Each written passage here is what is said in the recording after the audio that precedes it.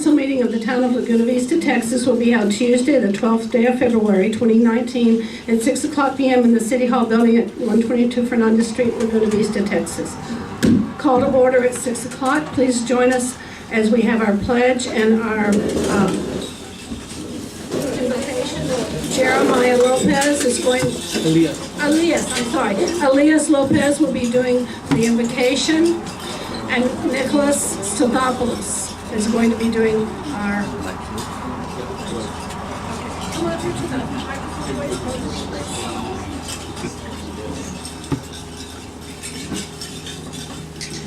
Can we do the invocation first, please? There's the microphone.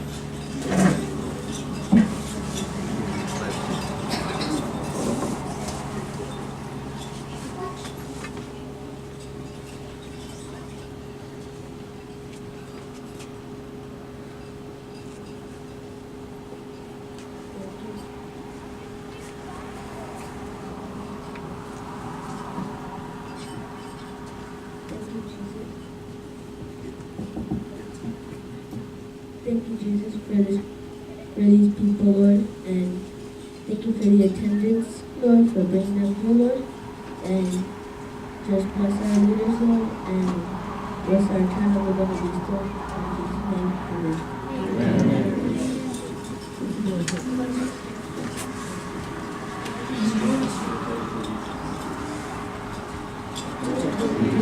To the flag of the United States of America and to the republic for which it stands, one nation, under God, indivisible, with liberty and justice for all. Honor the Texas flag. I pledge allegiance to thee, Texas, one state, under God, one indivisible. Thank you, Elias. Thank you.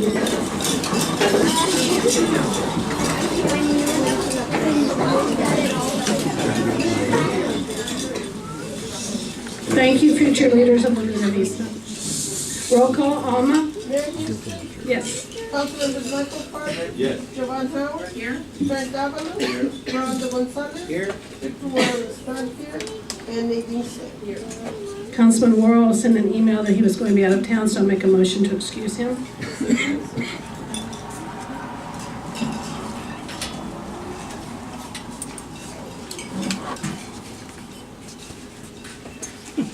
Do we need a roll call, Alma?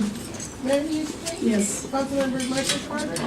Councilmember Howard. Yes. Councilmember Davila. Yes. Councilmember Gonzalez. Yes. Councilmember Smith. Present. Okay, our first item on the agenda is to recognize members of the Jerry Running Club. Rolando? Ms. Valdez, do you have the awards?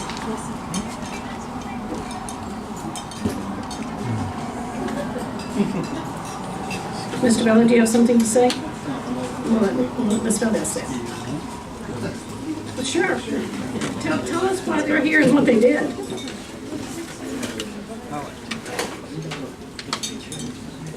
Good evening. I would like to recognize our Dairy Elementary Running Club. They are ranging in ages from 8 to 11, 3rd through 5th graders who have been absolutely wonderful in devoting themselves to a healthy living, healthy activities, and academics as well. Always great priority. But just putting themselves out there as far as running. They've been running anything from a 5K to sometimes a mile, 5K. Even ran the Causeway Run just a few weeks ago, so 6 miles. Some of these students did amazing, and they placed in their age group. So we were really happy about how they've committed themselves to this, and so we wanted to go ahead and bring them over and acknowledge them, not only them, but their parents who are committed to bringing them over to every single race that we do. Parents are there cheering them along the way at the finish line, congratulating them as they cross that line, not only their child, but all the rest of the children. So just wanted to congratulate the parents as well for being such positive role models for their students. Well, I suggest that we pass those out and then have them come, and I'd love to shake your hands and take a photo, all of us with all of you. Can you do that? Okay.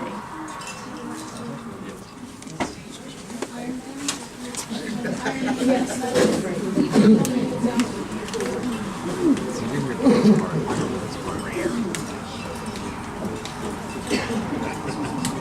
we'll go ahead and call their names out. I'm sorry, I didn't introduce myself. I am Mrs. Valdez. I'm the principal over at Dairy Elementary, so it's good to see all of you here. So we'll start off with Josue Solis, 5th grader. Jackie Embry, 4th grader. Dylan Aguilar, 3rd grade. Elena Odin, 3rd grade. Kira Champion, 4th grade. Philip Duncan, 3rd grade.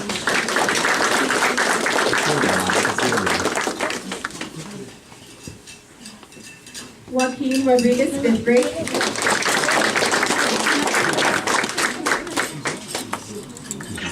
Nadia Flag, 5th grade.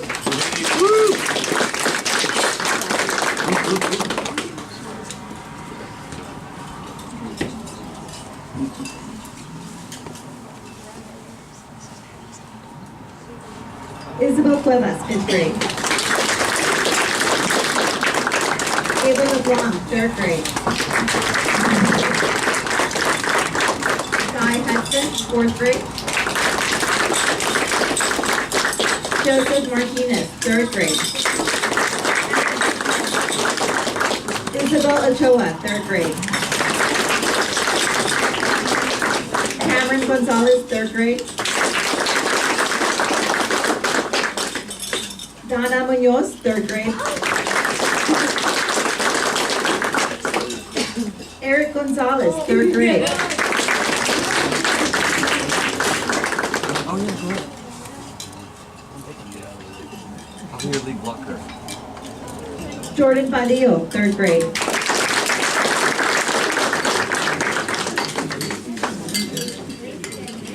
Selma Carter, 3rd grade. And Rolando Reyes, 5th grade.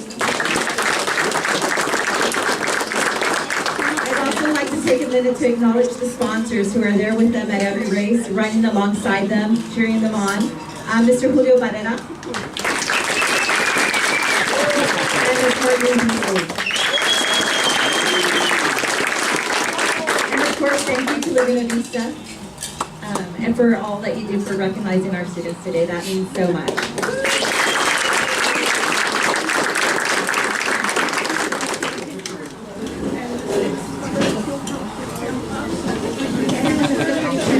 That's Emar there.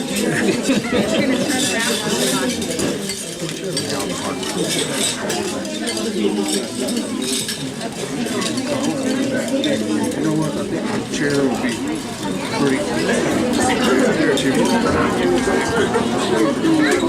Oh, I was gonna borrow that chair. I think it'd be easy for me back there to hold the chair.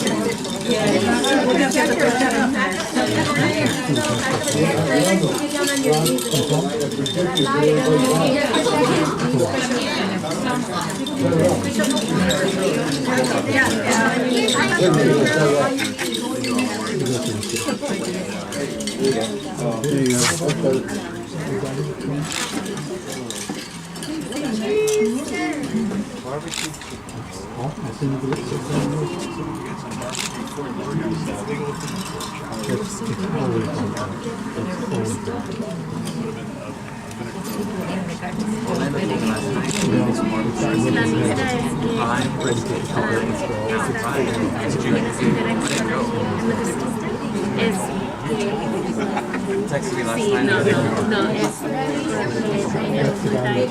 todos que vive aquí en Laguna Vista para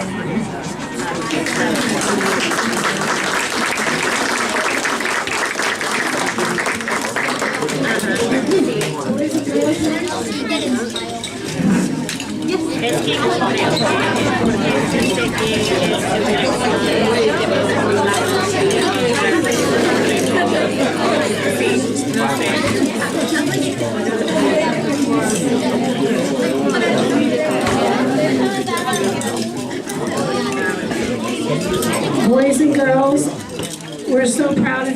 Laguna Vista is proud of you. Thank you for your hard work and your dedication to good health. Parents, teachers, coaches, principals, all of you that helped, Laguna Vista thanks you too. Go home and study. Do your homework. Thank you for coming. I am Mrs. Houston.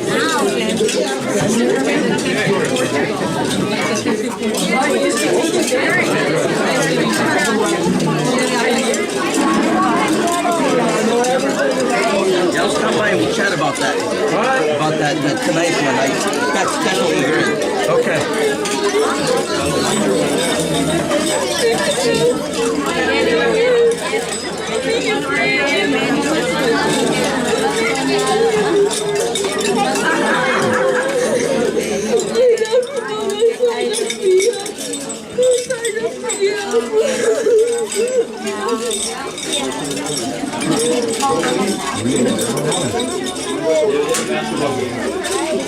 Good luck. Go team.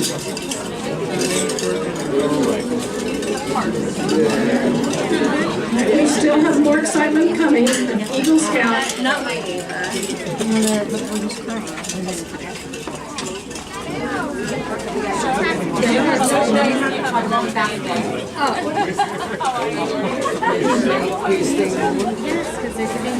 Okay, where are our scouts?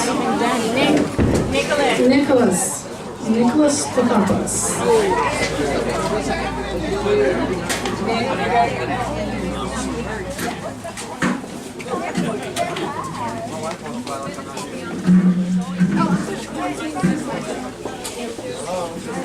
Wait, no, she's out here. I'm sorry.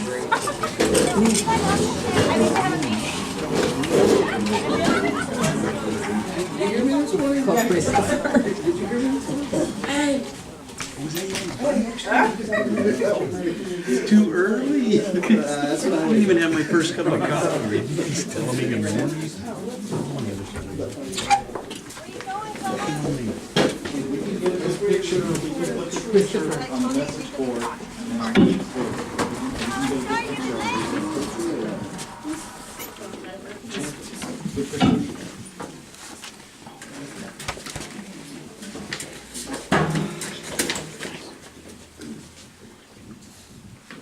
Whereas,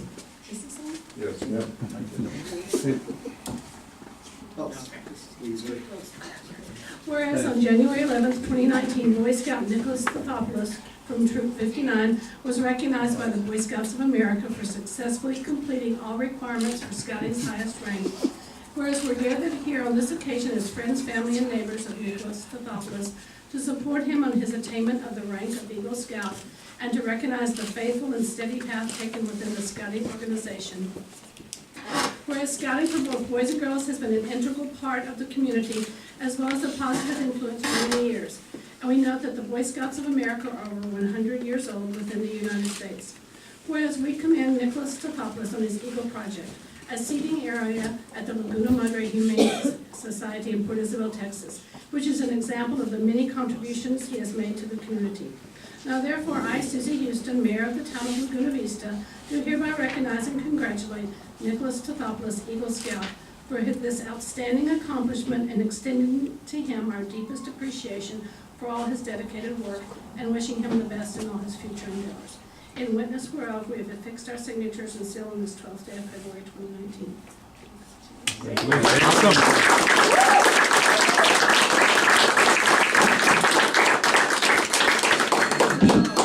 You come back over here with your parents and your scouts and all your family and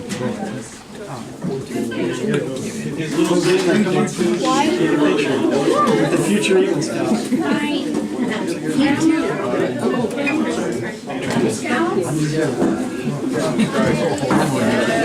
Participate. I'm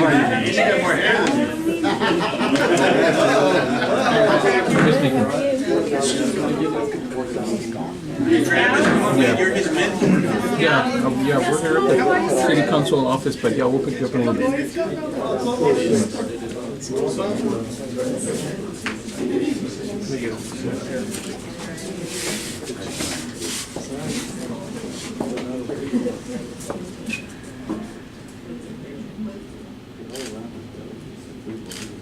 Thank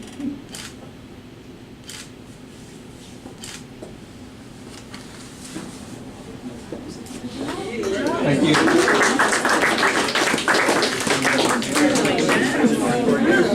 That was almost peaceful for you, dude. I can see it in your.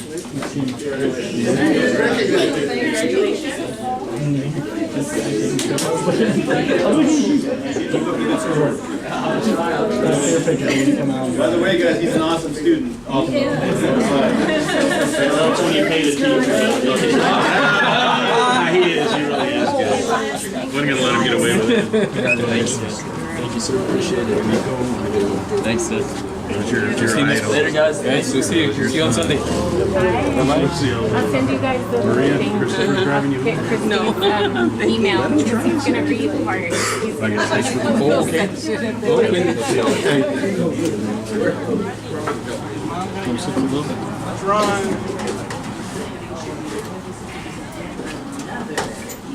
We have plenty of seating now. All right, it's always nice to recognize the kids, our people that are going to take care of us in a few years. We don't have any open forum at this time. Number 5, Rolando, would you turn that back on, please? So we'll move on to item 6, consent agenda items. All matters listed under this item are considered to be routine by the council and will be enacted for approval by one motion. Don't push it again. Don't push it because it'll mess up. There will not be a separate discussion of these items. If discussion is desired, that item will be removed from the consent agenda and will be considered separately. Is the light on? Yes, it's coming up. Yeah, it takes a couple of minutes. Mayor, I'd like to make a motion to approve the consent agenda items A, B, and C. I'll second the motion. Motion on the floor made by Councilman Davalos, seconded by Councilman Gonzalez to approve the consent agenda items A, B, and C. Mayor Houston? Yes. Councilmember Carter? Yes. Councilmember Howard? Yes. Councilmember Davalos? Yes. Councilmember Gonzalez? Yes. Councilmember Smith? Yes. Motion passes. New business, item A, second access project, update by CCRMA Executive Director Pete Sepulveda on the second access project. I'm sorry we keep moving this, Mr. Sepulveda. I wonder what you want back. Thank you for coming, Mr. Sepulveda. Just, council, this is something we've been working on for years, and I asked Mr. Sepulveda to come and update you on where they're at. I know there's environmentals and so on and so forth. Mayor and council members, good evening. For the record, my name is Pete Sepulveda. I'm the Executive Director of the Cameron County Regional Mobility Authority. Unfortunately, I don't have any good news for you this evening. The project remains on hold. It has been on hold since December of 2017, when TxDOT, the Texas Department of Transportation, changed their policy on toll projects. And so this was one of many projects across the state that were placed on hold, and unfortunately to this date, most of those projects have remained on hold. One good thing is that our legislature is in session, and we have heard rumblings of several legislative bills that perhaps might give us the authority to develop toll projects again, but we're going to have to wait and see what transpires between now and the end of May. If it doesn't happen during this legislative session, then it'll be a while. We are in real good shape. The chairman of the House Transportation Committee is Representative Canales from Edinburgh. Representative Martinez from Westaco is in the Transportation Committee. Senator Hinojosa from the McAllen-Edinburgh area is in the Senate Transportation Committee. And Representative Longoria, who represents a portion of Cameron County, is Vice Chair of Appropriations in the House. So we've got members of our delegation in key positions in different committees. But again, we're going to have to wait and see what transpires during the session. Many projects across the state were impacted, Dallas area, the Austin area, Houston area, so we weren't the only ones. Unfortunately, some of those projects in those areas, they're able to proceed depending on who's developing the projects. For us, it's very difficult because, one, we're not part of an MPO boundary, and so we can't we can't tap into any federal money to move the project along. And so the only funding source we have available is local, and to develop that type of project, it's just not gonna happen with the limited resources that we have. So this is a major transportation project, you know, highest priority in the county, obviously. As a matter of fact, yesterday we had County Judge Trevino hosted the chairman of the Texas Transportation Commissioner, Chairman Bugg, along with the Chief of Staff for Governor Abbott, Luis Saenz. And so they were in the area, talked about the project. So we're hoping, I mean, we've tried since December 2017. We've come up with several justifications of why the project should continue to be developed through the environmental phase, but we've not been able to succeed in our efforts. So hopefully now with our delegation in Austin, and the visit yesterday by Chairman and Chief of Staff for the Governor, you know, they were able to see that firsthand, and we'll be able to move along with the project. We really feel we don't have much more to go to complete the environmental phase, but you know, we're really completely parked for about 15 months now. So not very many options for us out there. There is, you know, as you all might very well know, there is a big movement to redesignate or merge the 3 MPOs in the valley into one. You know, if that happens, soon after that, you know, a request for an amendment of that MPO zone or MPO boundary could be made, and additional areas could be brought into that MPO boundary. That'd be the best thing to happen to the Laguna Madre area, because then you'd be able to tap into federal money to develop projects. And right now, we're not able to do that. So don't have, you know, good options to move the project forward without, you know, that developing it as a toll project. But you know, we'll continue to work with our delegation in Austin, the different officials up there, and see if in the next couple of months, you know, we're able to somehow turn that around and get going on the project again. Mr. Sepulveda. Does anybody have any questions of Mr. Sepulveda? Thank you for sharing the news. It's not great news, but it's news. Thank you, Mr. Sepulveda. Mayor, I might add that RTD Debt to Capital, one of the priorities on the transportation category is second access. So it's in the radar. And what about, I know we chatted with the MPO director from Harlan to San Benito. He did indicate that in order for us to be part of the MPO, that first they have to approve the merger and then amend the boundaries to allow the Laguna Madre area to become part of it.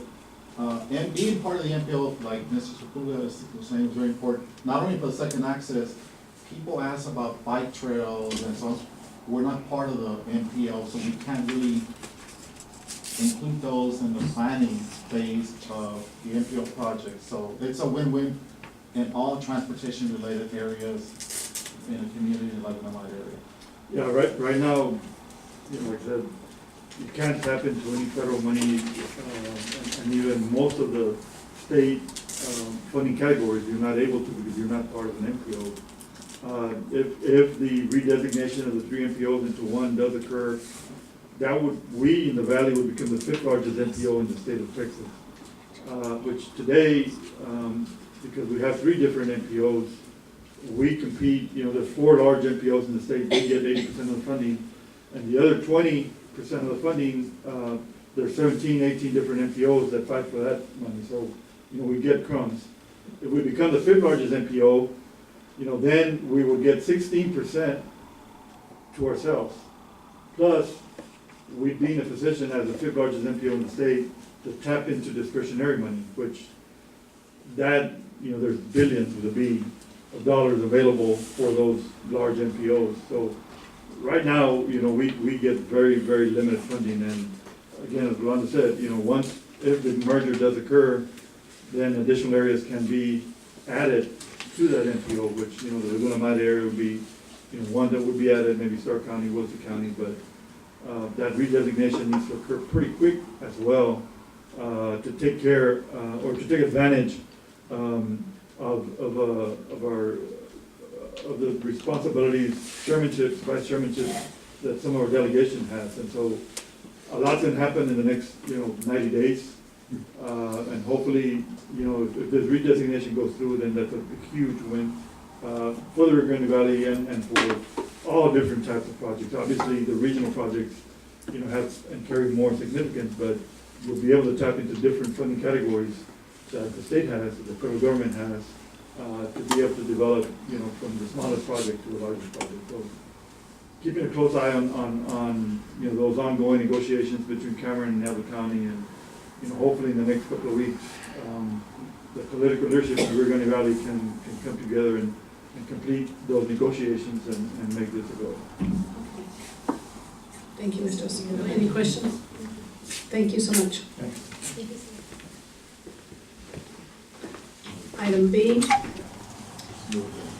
to approve resolution number 2019-02, requesting the members of the 86th legislative session of the state of Texas to support legislation that provides stewardship, health, and well-being connectivity for local and state parks. Rolando?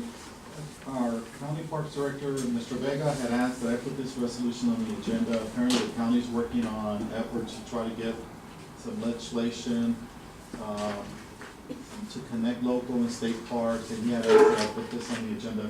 He apologizes, he couldn't be here this evening, but he had asked that I put this resolution on the agenda for your consideration. While we're talking about health stewardship, Laguna Vista is in 4th place for It's Time Texas. So get on the website, sign up, do something, take a picture, sign the pledge, so that we'll move up from 4th place in our size category. So I had to slip that in. Item C, we need to consider. Okay. Any questions of Mr. Vela? I'll make a motion to approve resolution number 2019-02. Motion on the floor made by Councilman Davila, seconded by Councilwoman Smith to approve resolution number 2019-02. Mayor Houston, Yes. Councilmember Carter, Yes. Councilmember Howard, Yes. Councilmember Davalos, Yes. Councilmember Gonzalez, Yes. Councilmember Smith. Motion passes. Item C, consideration and action to approve the bid for the property described by the legal description as Lot 7, Block 492, original town site of the town of Laguna Vista, struck off to Cameron County for itself and other taxing jurisdictions from a tax resale conducted on November 6, 2018. Mr. Vela? Linebarger, our town's delinquent tax attorneys, on November 6th had a tax resale. Basically what happens when property owners become delinquent after a certain time period, they're able to sell that property to recoup some of the money that's owed to the town. Well, this was done on November 6th. Mr. Mark Moody's here representing the attorneys. So it's been placed on the agenda for you to ratify, approve that sale of that property. So all the documentation is on your agenda packet. Going out for bids and how the amount that will be awarded. I might add, it's a 50-foot lot. It's a vacant lot on Palm Boulevard. It's not buildable. So we chatted with Linebarger, the attorney, and she said, that's something that the property owner would be advised of. So what you're being asked to consider is to complete the sale, and Mr. Moody's here, more than glad to address any questions you may have. So we want to put this, basically this property back on the tax roll and have whoever buys it pay the amount that they bid it on, which would go back to the city. Thank you. Anybody have any questions of Mr. Moody? Answer. Mr. Moody, will you come up here, please? Mayor, how you doing? Good to see you, thank you. So just a simple basic question. Do you, usually when you sell lots like these, have you approached the owners on either side? Since it's such a small lot, and I would imagine I wouldn't imagine why anyone would buy it. because it's unbuildable? Have you approached, or would you approach, or is it possible to approach the owners on either side to see if they require it? Well, I'm not an attorney, and I can't get into the legal side of it, but we have to, by law, take it to sale. And this, on August 7th of 2018, it went to a tax sale. So it's already done? It's already done. And then it went to the tax sale because it was struck off to the entities back in August of 2018. But just to tell you, every time we do this, we've got to advertise 3 weeks before the sale. So it's pretty heavily advertised.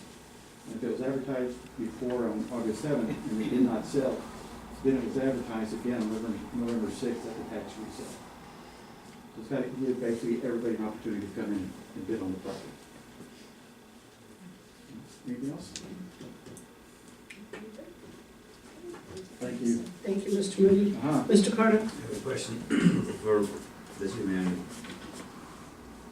What do we do with the owners of this property to try to help them out?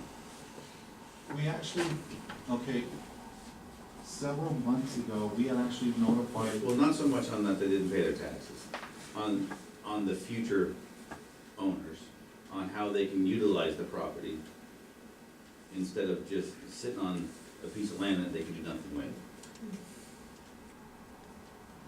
With the new owners, I have not made any contact with the new owners. I understand that, but what are we gonna do so we can possibly help them out?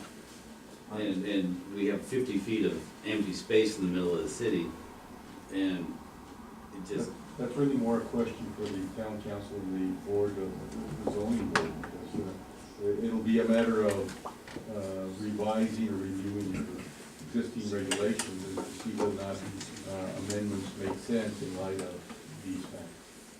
Variance, building, to be allowed to. No, I understand, I'm just, hopefully somebody's thinking about that, just. Absolutely. I mean, it's not, it's just, we got some weird lots in this town, and this is one of them.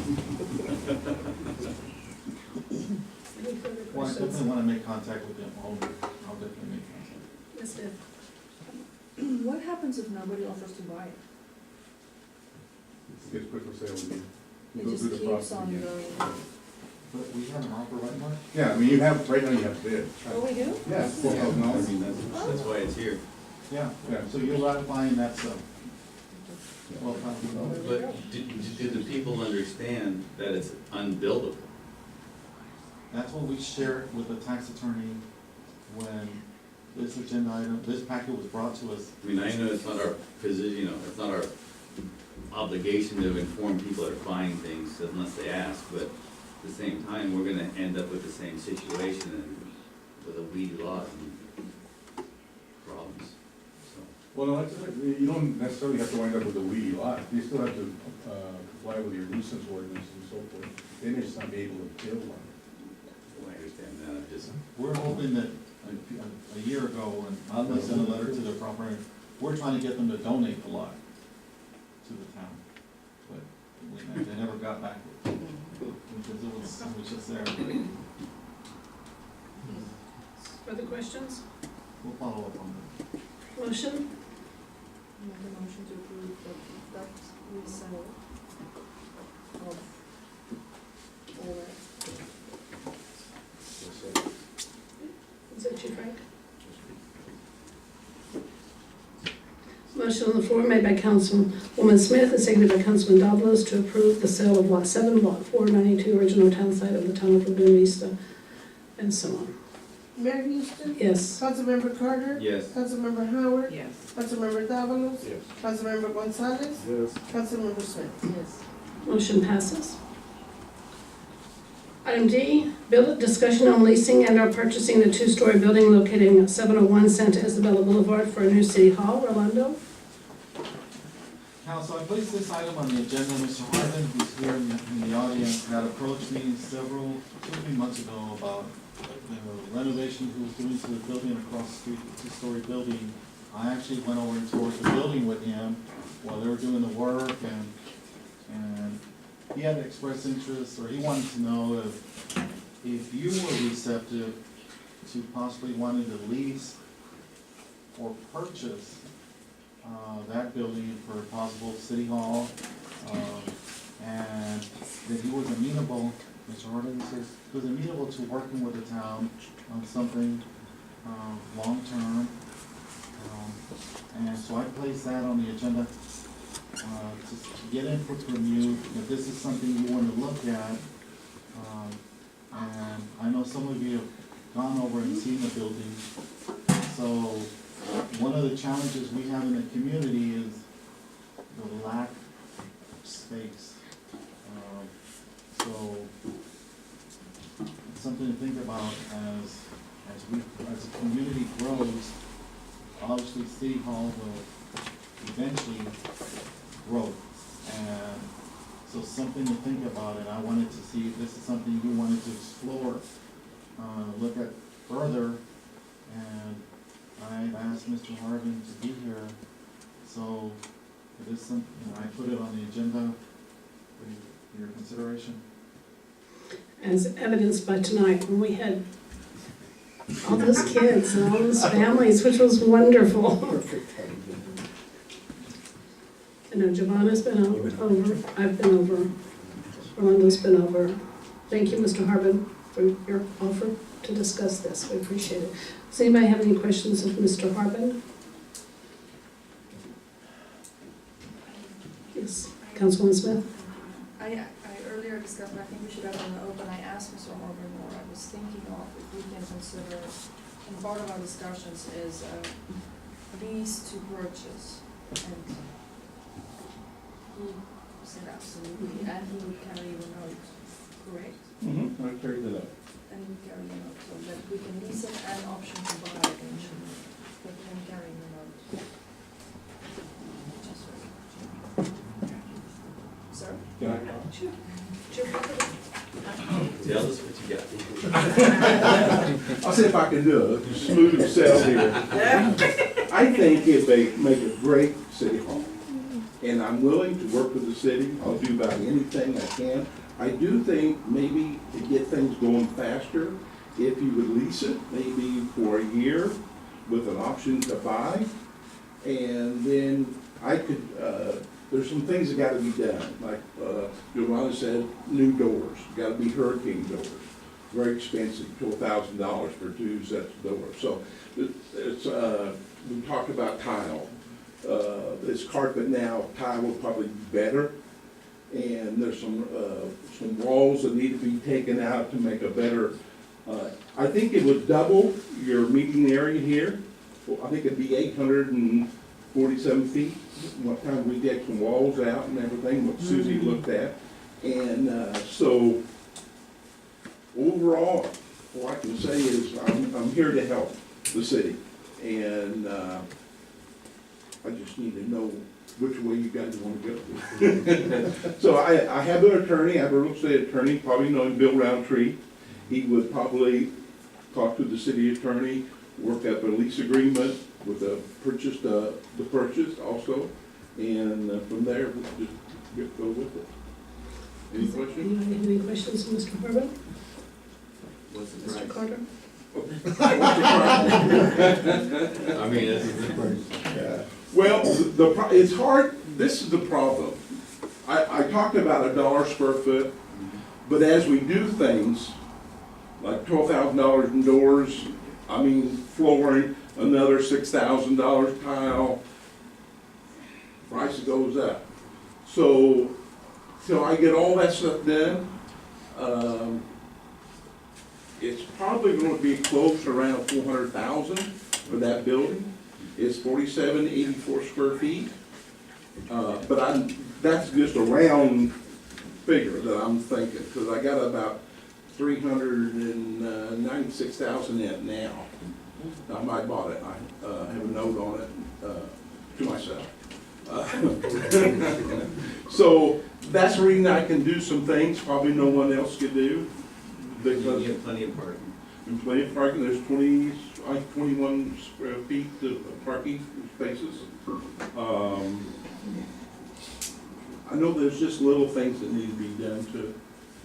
And somebody wants to come over and look at it, you mentioned they come back over and look at it. It's a nice building, it really is. I saw all the It's- pictures. It's, It's surprisingly, so, Olga liked it. it's surprisingly good looking. Like, some people don't like the paint job, but we can change that. Any other questions of Mr. Harper? I think the prudent thing to do is to appoint an ad hoc committee in the town to explore all of the possibilities. We know this is too small. We know it's only going to get too small. So we have options, and I'll make a motion to appoint an ad hoc committee of maybe 4 or 5 people, to explore the possibilities. We have that offer, we have renovating this building, and we have the lot across the street. So that's my motion, to appoint an ad hoc committee to study the 3 possibilities, with yours as number 1 possibility, number 2, number 3.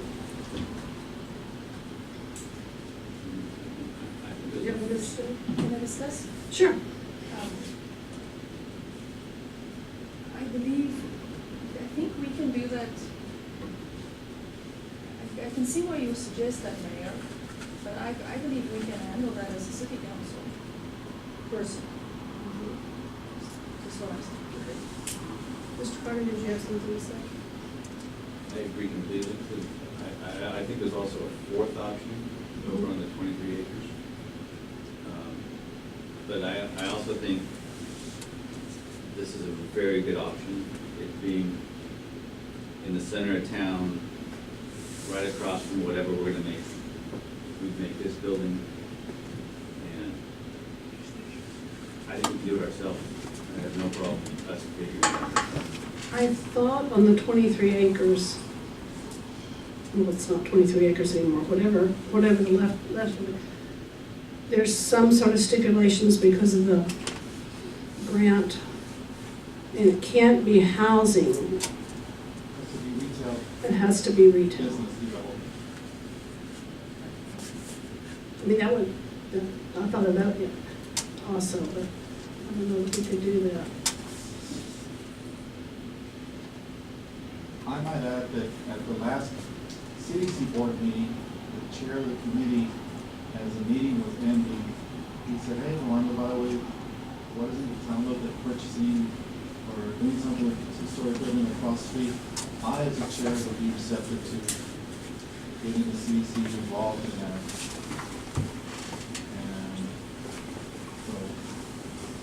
And they do have, you can use CDC funding for acquisition or. This committee has several items. We have to look at it and go Any further discussion? Mr. Carter? On the motion? Well, a discussion, just. I would just like to, for us to seriously consider this. I mean, for someone to hold the note for us is huge. And it would be, we all know we need space, and this, we're only growing in town. So, and things are shrinking quickly. There's not a whole lot of area left, and the area, the lots that I do know that are available are well over that, so. Any further discussion? Yes. Back to this, actually, I agree with Mr. Parker. I think it would be something we should really look into. And I want to thank Mr. Orban for always being so willing and flexible and kind to work with the city. I really appreciate it. It's people like you that make small cities successful. And I've seen the pictures. I haven't personally looked at it. I think it looks fantastic. It's incredibly well kept. I personally don't like the exterior, but that's my personal opinion. We can change that. I've always wondered when I drove past that building, what can we actually do there that will make it attractive? And I think the city hall, because it's this main little corner, it's like that building in Times Square and New York that's on that corner. It's just such a, I think it would be a great spot for us people. I think we should really consider it. Lease to purchase, I think is a great option, especially if the owner carries a note, which is a win-win for both parties. Yes. Thank you. Mr. Gonzalez? I also agree, if we could handle it, instead of an ad hoc committee. I think, we're a small town, and we're not big on money, so any help we can get is deeply appreciated. So I think we should look into this carefully and try to see what's best for our community. Mr. Carter? I'd like to make a motion. I have a motion. So we're still discussing, so let's finish that. Yes. I'll second the motion. Thank you, Mr. Carter. What'd you say, Mr. Carter? No. Yes.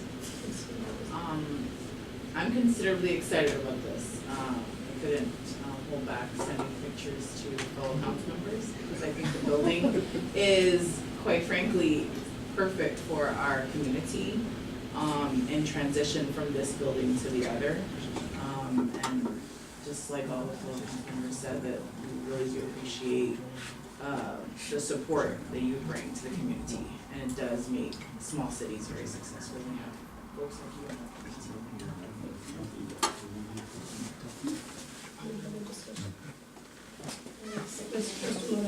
Yes, Mayor, I just want to make sure the council is aware of the fact that if you were to move to a different structure for city hall, or city offices, that there may be ADA implications that you have to factor in.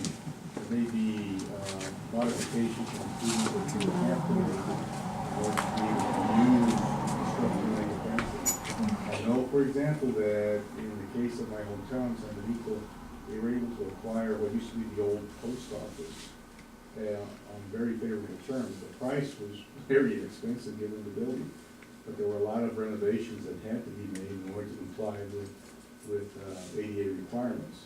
And now it is their city hall, and it's beautiful, it's very nice. But so I simply want you to be aware of that, that as you decide whether that is feasible, that is something that you're going to look into and assess the cost of that and how that would work or not.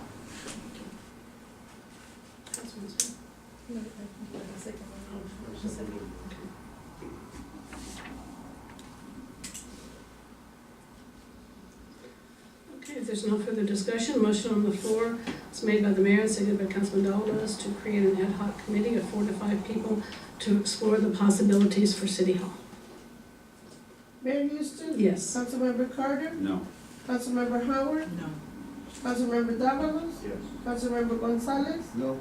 Councilmember Smith? Motion failed.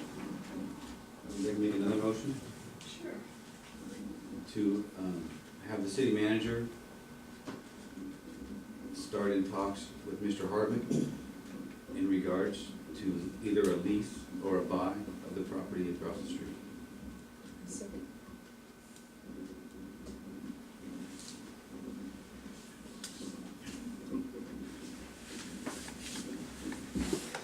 Okay, let me see if I have this right. Is there a second? Okay. Just too busy writing.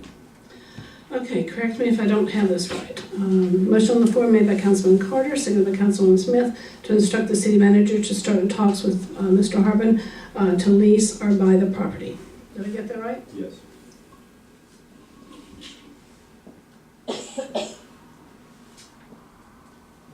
Mayor Houston? No.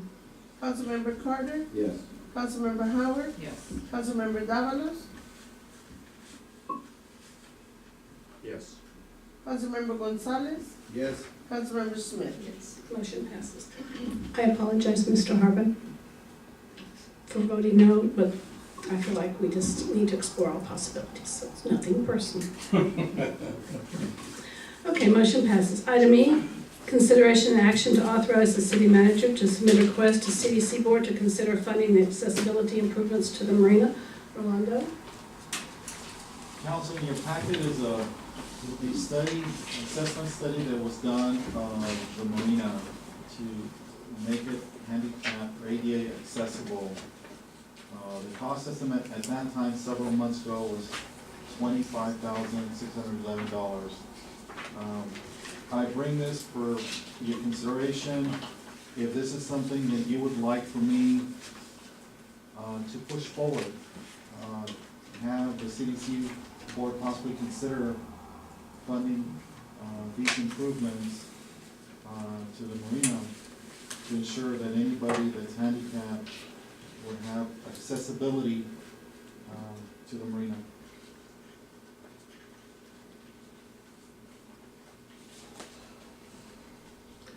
Councilwoman Smith. I was looking to see when this last was, this date was. Okay, Councilwoman Smith. Thank you, Mayor.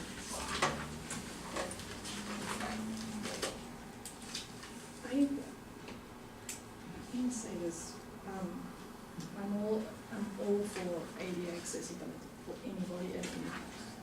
I'm just curious if all marinas at all time, I don't think I fish tremendous amount, and I don't think I've ever been in a marina that was ADA compliant. For the pure fact that most folks that is in a wheelchair is not capable of dropping a boat in the water, and not that, please don't take that, I'm sure many people would love to fish, and I'm just curious, without sounding totally horrible, I don't mean to sound horrible, please don't think that, I'm just curious as to what happened that we have to be ADA compliant. Is it?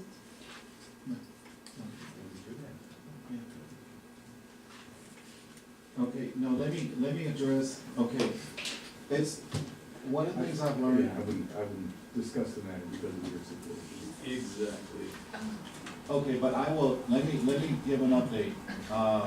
Okay, I know that there's other boat ramps in the county that are handicap accessible.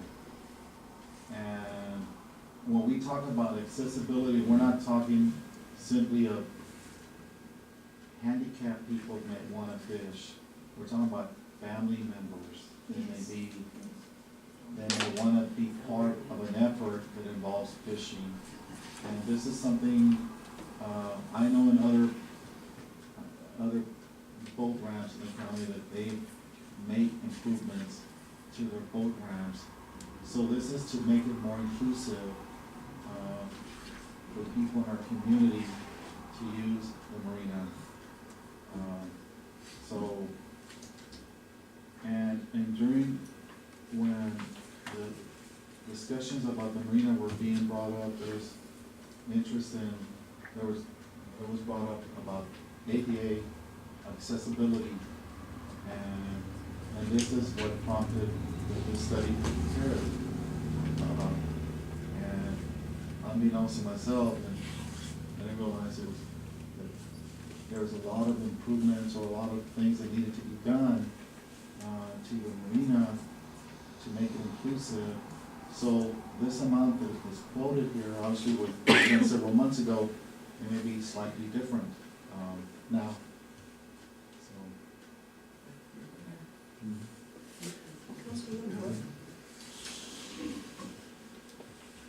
I think developing this area, if you look to the page, it says, and then developing the restroom so that it's also ADA compliant, not only for people in wheelchairs, but maybe the elderly as well. They stated here they have grab bars and some other accessories that would be useful to folks that are just not disabled but older. And also accessibility with the sidewalk and then the ramp itself. I think that's great. I know that's something that I was pretty favorable for when we were talking about the lease, is getting in compliance with that. That's a good idea there. Councilman Gonzalez? Yeah, it doesn't necessarily mean it's gonna be Just for extremely technical. It's just gonna bring in some pretty common, like you said, rails, accessibility, no bumping, maybe smoother surface from one locale to another, transitioning from where you're walking over and getting on a boat, versus there not being anything at all, and that opens accessibility to some folk, especially even with our restrooms and stuff. Sounds like a good idea. Councilman Douglas. Thank you, Mayor.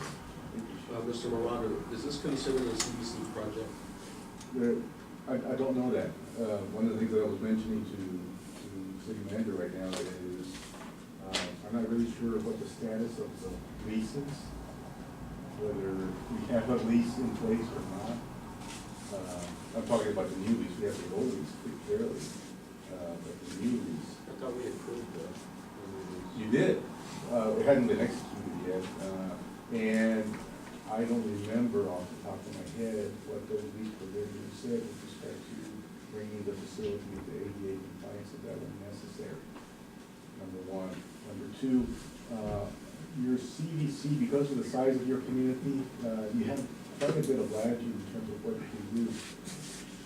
And you can do park improvements, certainly, and you can do any project which the CDC board believes promotes new or developed business and economic development within the community.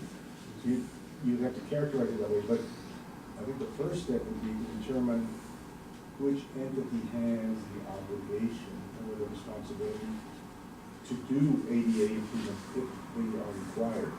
Is it the town or is it the lessee? Right. And if it's the lessee, then it's the lessee who should be making the proposal to your CDC that, hey, we're obligated to do that, and we're coming to you because we believe that the statutes authorize you to fund it. And here's our request. And then it goes to the CDC board and ultimately comes to this board, the city council for approval, if that's the way the lease is set out. So what I was mentioning to Mr. Vela here at the moment is that there are so many unanswered questions. I think it really merits further review before it's brought back to this board. So here's what the documents say, and here's what the path of least resistance would be for this kind of undertaking. Thank you. Mr. Carr and then Mr. Gonzalez. First of all, I think that this is important for the development of our city and to ensure that the marina is how we all envisioned it in our discussions. And I'm going to make a motion to accept the ADA accessibility assessment.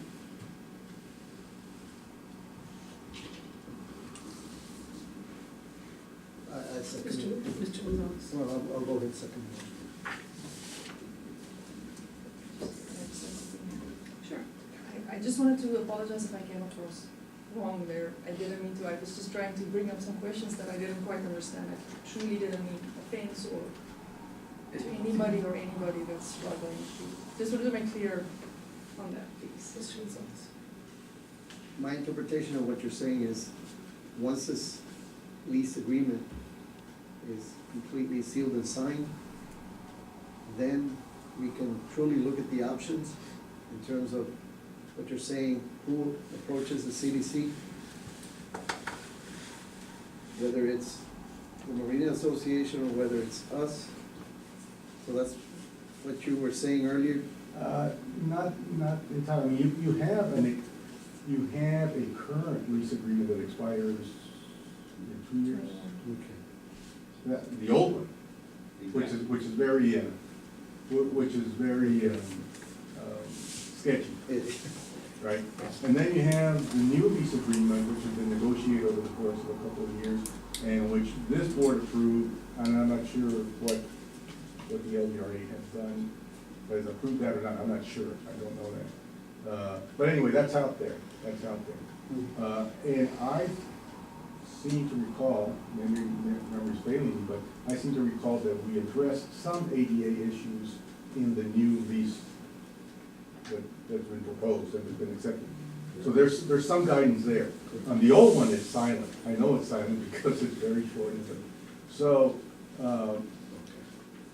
So the question becomes, is the property cities to improve, or is it in the hands of the lessee to improve?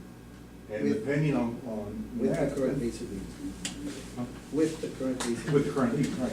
Then, and depending on that, then that should determine who comes forward to the CBC, and that's the property to say, we're proposing these improvements, and for these reasons, we think they qualified under the statutory scheme that's under the CBC, and we're asking for X amount of dollars. And, I mean, that's the way, that's the cleanest way of doing it. And that way you know who the parties are, what the authority is, pursuant to which the money are being requested, and what they're going to be used for. And if you use CBC money, there's all kinds of, you have to have a performance agreement, there's some kind of contract in place that delineates how those funds are going to be used. So, but that comes after all this that I've already mentioned. Mr. Carter, do you have a question? I just would like to say to Ms. Smith, all this was discussed when you weren't able to be in those discussions. Exactly. But I feel forgot bad. that I have to abstain. And I feel bad that you were put in that position, so. I don't want anyone to think that, because she was not able to discuss any of this with any of us, so. And what I mentioned to him was that he had asked me, should you participate in the discussion, but no. That's what I told him. So nothing regarding the marina ever again.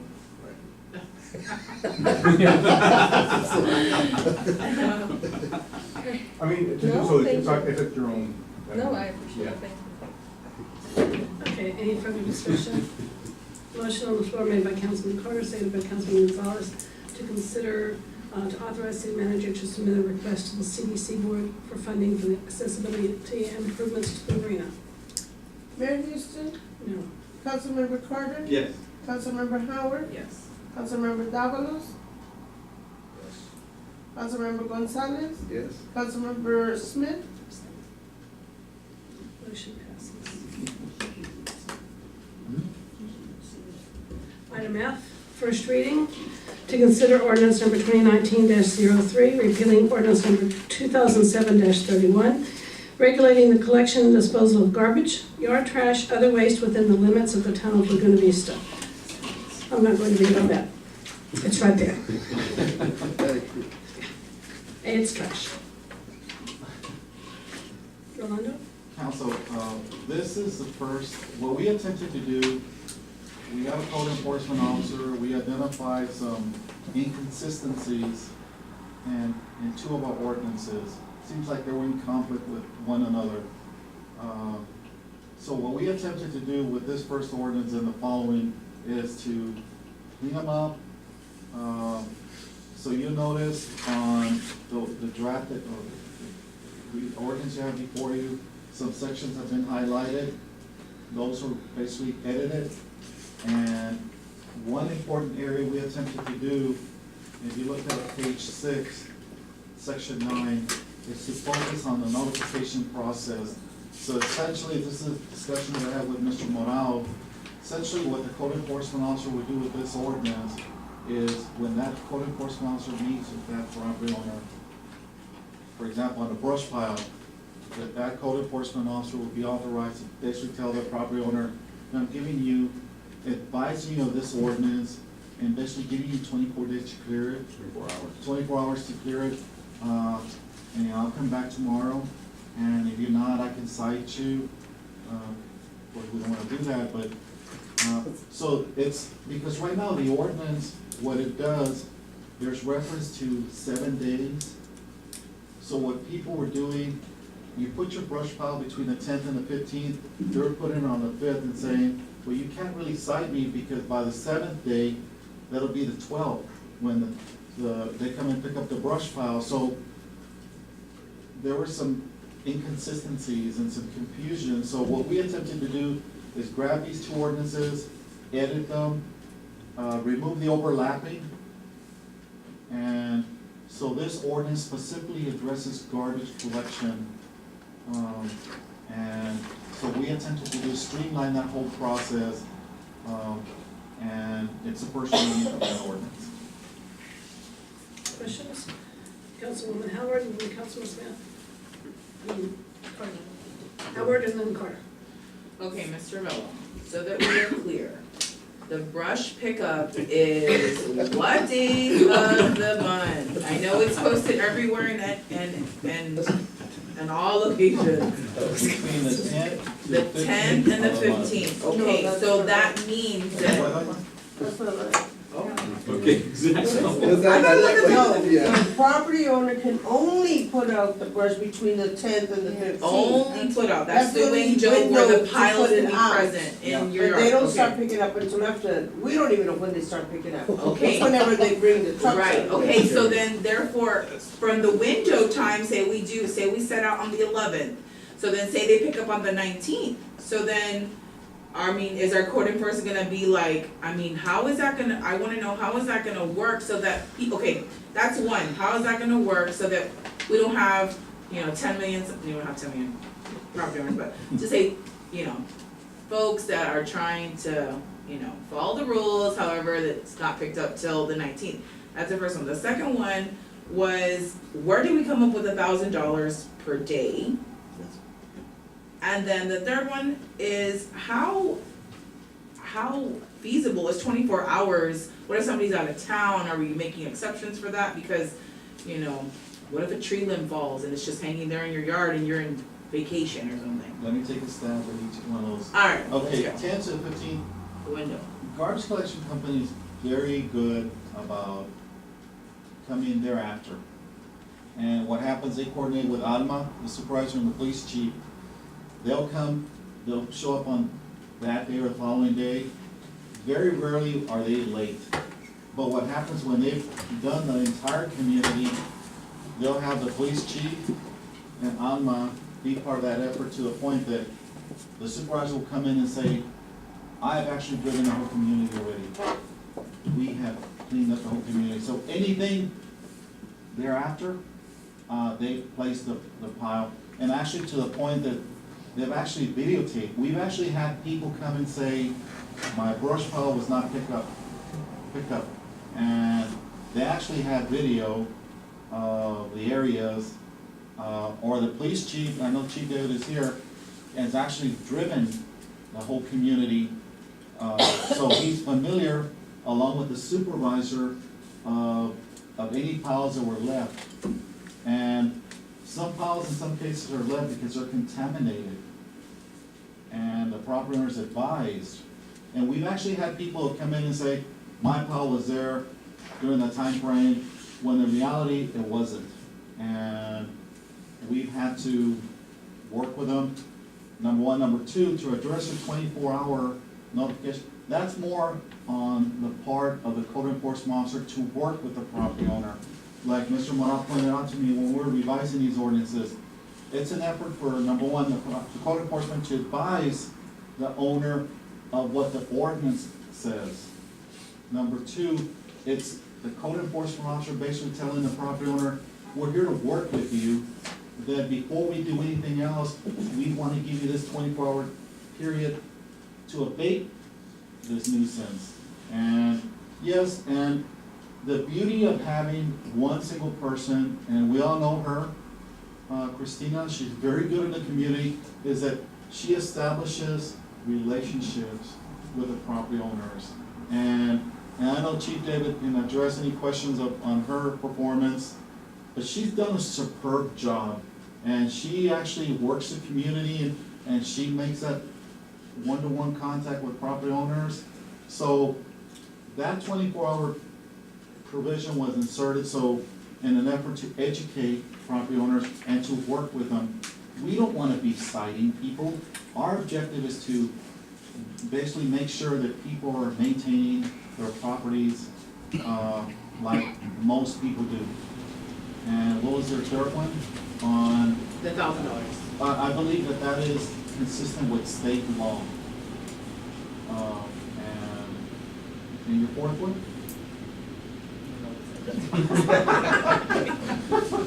So we're here to work with people. We simply want to clear up any inconsistencies, the overlapping that was in place with these two ordinances. We actually had somebody cite it, and they came over and told the judge, you know, yeah, the brush pile was there, but I had 10 days to remove it. And so that's not really what we want. Yeah. And Mr. Carter was next. Mr. Gonzalez. I really think we need to nail down the dates. Because I've been notified, okay, on one of my properties about a pile that wasn't picked up. Well, they came and picked up the next day. I mean, this was like 4 or 5 days after the 15th, okay? And the police were doing their job, the code enforcement. I mean, it's nothing to do with the police. I really don't believe that at all. I think they're doing a great job. I think it has to do with us working with the garbage pickup people to ensure that our time frame is the right time frame. Because very rarely do they pick up on the 15th or the 16th, it seems like. And so you may need to adjust those days to ensure that you're not telling people things and they're doing it and it's the wrong thing, you know? It's, everybody's confused, to be honest with you, because it's between the 10th and the 15th. Well, the 15th comes, no pile. Can they put a pile on the 16th then? You know, because they're gonna come pick up tomorrow? It just doesn't make, it's just kind of confusing. I know when they find themselves, let's say they're running late, they'll actually bring extra trucks and they'll clear up. Oh, I know, it's just that I think we need to work with them a little closer to get our time frame a little bit better. Absolutely. To ensure that people aren't breaking the ordinance by accident.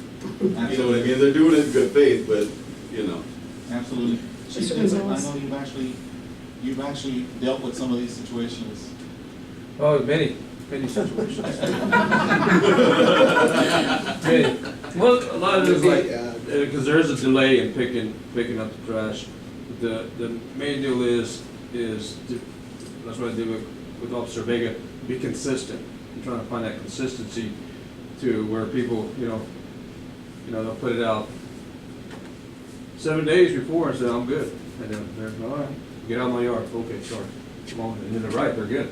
So, and just a little bit more consistency. And the next thing is, I know it's one of those deals also, I think that 24 hours is good for one reason, especially if they haven't been picked up. I know the last threat of a tropical storm and hurricane was coming in. Well, people had thrown trash in. We had a heck of a time trying to get those people to clean up their trash. And then some of it's chairs and stuff like that, you know, and small brush that were put out early to begin with. And then some, well, I'm within the time because it's 7 days, right? Yeah, but the storm's due in 2, and I'm the one that's going to be driving around town, you know, and that's a big concern. Thank you, Chief. Councilman Gonzalez. On the, yeah, I think, just personally, I mean, it's a very scary looking 24-hour, $1,000 per day. It sounds like, you know, we got you here. But what you're saying is, and maybe this needs to be reworded, is you're gonna, that 24-hour notice is to really quickly act on what somebody's violating it. Work with them. Yeah, work, but then say, to say, in trying to assist, change that. The wording to me seems like, this is like, we're coming after you. Yes, I and maybe you want to have that impact too. Maybe it's because some folks are just not going to listen, but I think the wording might help. So you are aware, since I've been chief here, we've never, ever abused that with any citizen that has ever received a citation to where they didn't do it and we went and cited them the next day. That never happens out there. And, you know, even though it says it can, you know, there's a lot of different things that we take in effect. Like, you know, somebody's been sick, or grandson's not here to help with the trash. You know, we're not gonna go back and cite them, give them a ticket or a citation. There's a lot of times where, you know, I picked up trash the other day. I think we were talking earlier where Officer Vega, that was on Facebook not too long ago, picking up a trash can. I don't know what he did with the trash got out. And that wasn't us, that came from the homeowner actually shooting. So we're very compassionate towards the citizens, but we have never done that, even though you can go, okay, see you tomorrow. You know, we've never done that. Yeah, I guess the concern is that you're the person in charge right now. And if there was somebody who had a different demeanor, that might be subject to change, Well, the I'm meaning just- of it. It wouldn't have to monitor. Yeah, That's all I'm saying. Thank you. This Well, yeah, is, because my thing is, going back to when do you put it out, do it, this is the same thing to do. The piles are out, let's get it out soon, start cutting it. I mean, sometimes I feel that way, because I okay, get questions on it. this is the first reading, so subject to some changes. Councilwoman Smith. So from what I take from what you're saying is the 10 days was a real problem. Reading that 10 days was being abused. So I personally agree that 24 hours is a little strict, should we consider doing that for 48? And do that at 48 hours instead of 24, just to, I know the chief right now is very compassionate, but what if we get another chief that's not, which I personally have experienced. I've got fined before you came, and I was being. I'll do whatever you want now. No,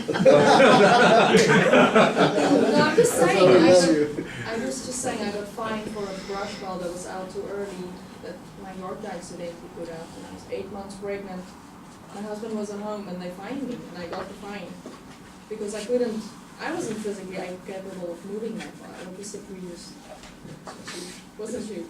But I'm just saying, the next chief might not be so I'm just thinking our wording should be. I personally think we should change it to 48 hours. I hope that would work with you guys to But make it it's as already quick as working. I know Officer Vega right now, I chat with her, ask her how things are going. She said, people, when you go and meet with people one-on-one, they're very cooperative. And she has had no problems whatsoever. And it's like the chief was like, it's her demeanor, the willingness to work with people, the way she addresses matters. 24 hours, it's more like we're here just to advise you this, you know. And there's a situation where somebody says, you know, I can't do it, well, I'll come back later on, but, or can we help you? I mean, the whole idea is to use that 24-hour notification to, number one, educate the person, and number two, to let them know that there is a violation, and people were very cooperative. And so it's been an educational experience on her part with property owners, and she's getting the cooperation. And if you consider extending it to 48 hours, you're basically telling those people that have initiative, well, we're giving you another 24 hours. Even though you've been doing it within 24 hours, we're gonna give you another. That should be the call that she makes in working with people. You know, that, hey, I don't wanna cite you, our goal is to work with you. Like when that video was taken by the property owner where she took it upon herself to go and clean up garbage. I mean, we're not here to cite people, we're here simply to work with people and to educate them about the ordinances. And I think most people, when they're aware of what the ordinances are, they cooperate. And we've been getting that with Officer Vega. Councilman Douglas.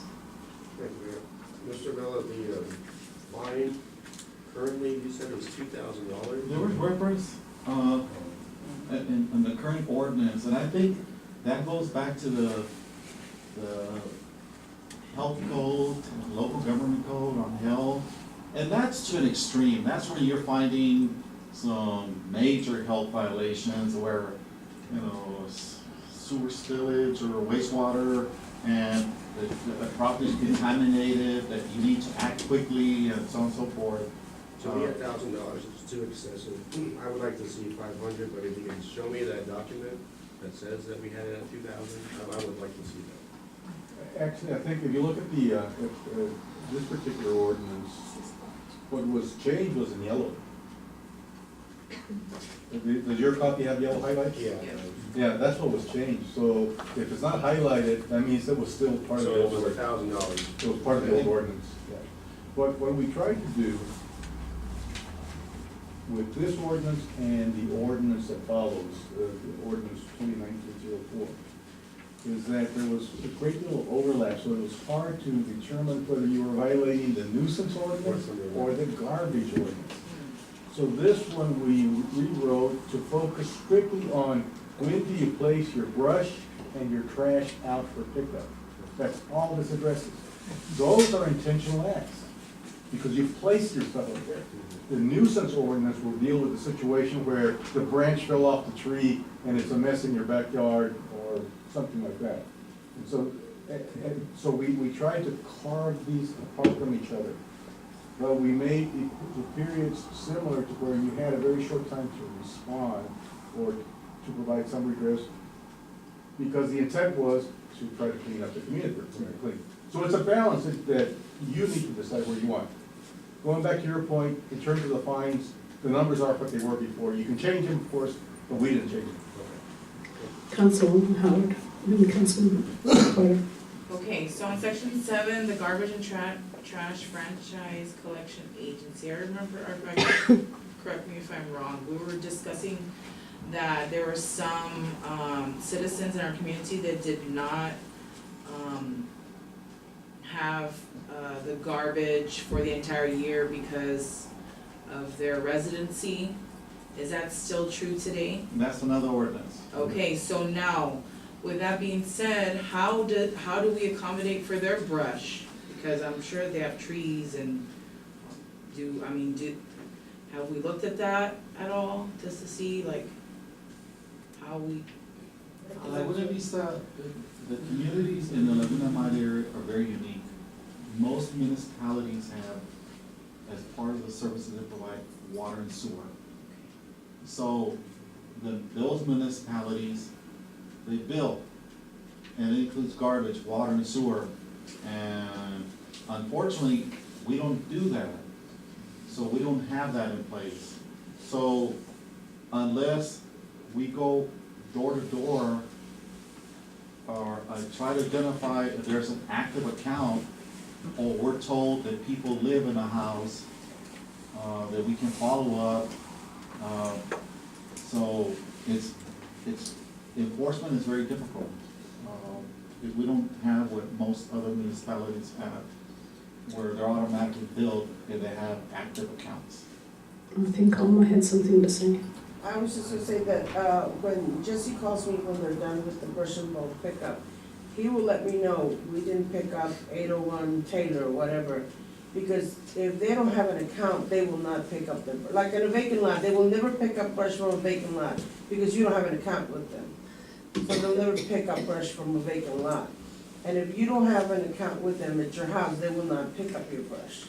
And so usually he'll let me know, we didn't pick up this house, so then when the property owner comes and tells us they didn't pick up my brush, well, the first thing we ask them is, do you have an account with them? And then they'll usually turn around and walk out, because they don't. That's why they don't pick it up. And that doesn't mean they catch them all, but my understanding is that the driver's got a computer that shows all the addresses, and that's how they know. And then we follow up on code enforcement to make sure those are cleaned up by the property owner. Or at least that if those property owners that do not have a trash account are forced to get one? Because I think, if I'm not mistaken, I thought that everyone was supposed to have. Well, but I think that in the situation you're talking about, where somebody leaves for months at a time, so they shut their account off, I mean, that happens, right? Well, if they shut their account off, they probably still have somebody taking care of their yard, otherwise you're not gonna be generating brush. So they've hired someone, or they're paying somebody, or somebody's doing them a favor of coming onto the property and cutting the grass and trimming the plants and so forth. So it would be incumbent on that person to haul off the brush to a proper disposal, because it won't be picked up there as long as the residents are not living there. And that's how you strike that balance.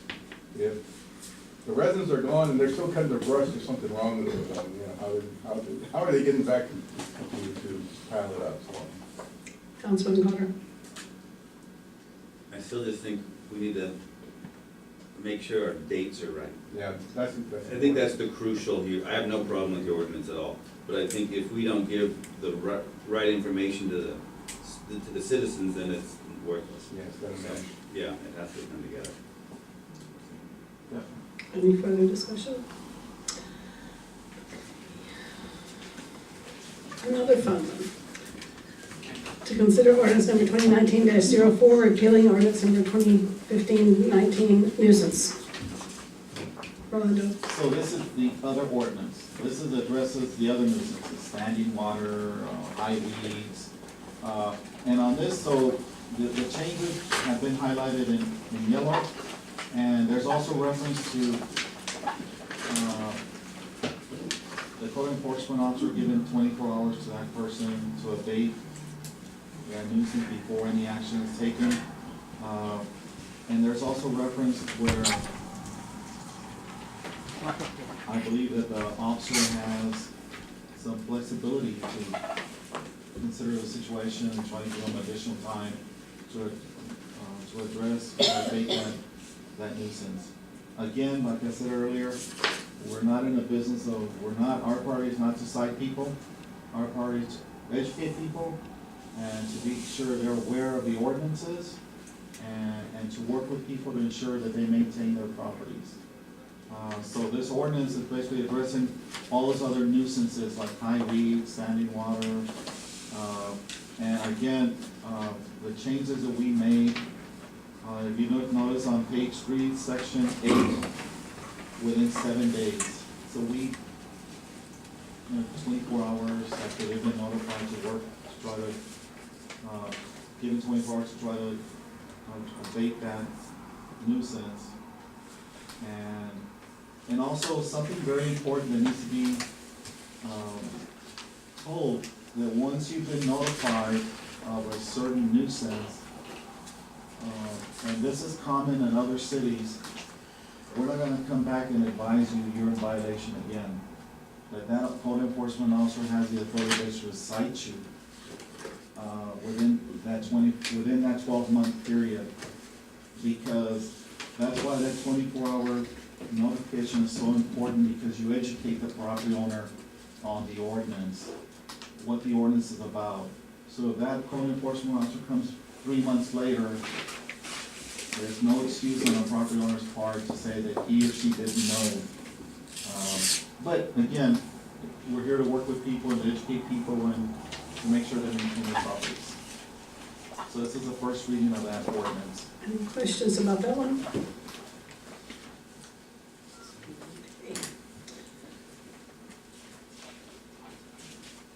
Item H, consideration and action to authorize the city manager to prepare an overlay district ordinance to require certain improvements to businesses opening in Laguna Vista.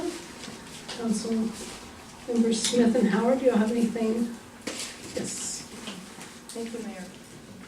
The reason we placed this item on the agenda was with new businesses developing imminently, and I was thinking it's prudent that we should consider an overlay district that would address the overall look and feel that we want to accomplish with Laguna Vista. If you go to cities like Fredericksburg or Bernie or all these cute little cities all over the country, they all have a certain look and a feel to them.